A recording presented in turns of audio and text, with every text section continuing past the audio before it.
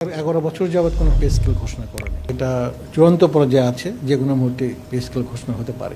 সরকারি কর্মচারীদের জন্য যে কোনো মুহূর্তে নতুন পে স্কেল ঘোষণা হতে যাচ্ছে। প্রধানমন্ত্রীর মুখ্য সচিব এবিএম আব্দুস সাত্তার রোববার সচিবালয়ে সাংবাদিকদের এ তথ্য জানিয়েছেন। তবে এই সিদ্ধান্ত বাস্তবায়িত হলে মূল্যস্ফীতি আরও বেড়ে সাধারণ জনগণের জন্য পরিস্থিতি কষ্টকর হয়ে উঠতে পারে বলেও স্বীকার করেছেন তিনি। দীর্ঘ 12 বছর পর নতুন বেতন কাঠামোর উদ্যোগ নেওয়া হলো।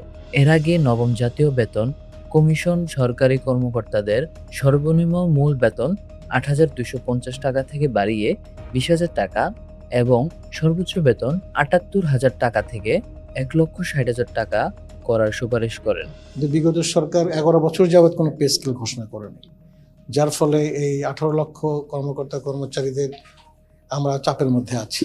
এই জ্বালানি এবং বিদ্যুতের কারণে হয়তো প্রোডাকশন চেইন একটু ডিস্টার্ব হয়েছে, এটা ঠিক হয়ে যাবে ইনশাল্লাহ।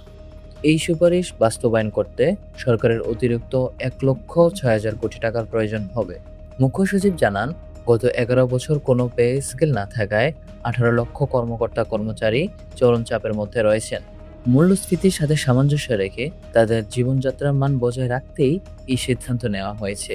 একই সাথে তিনি জানান, বর্তমান সরকারের প্রধান চ্যালেঞ্জ হলো অর্থনীতি ও ব্যাংকিং খাত পুনরুদ্ধার করা।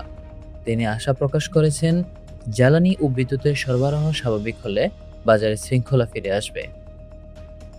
কুমিল্লার কাগজ, নিউজ ডেস্ক।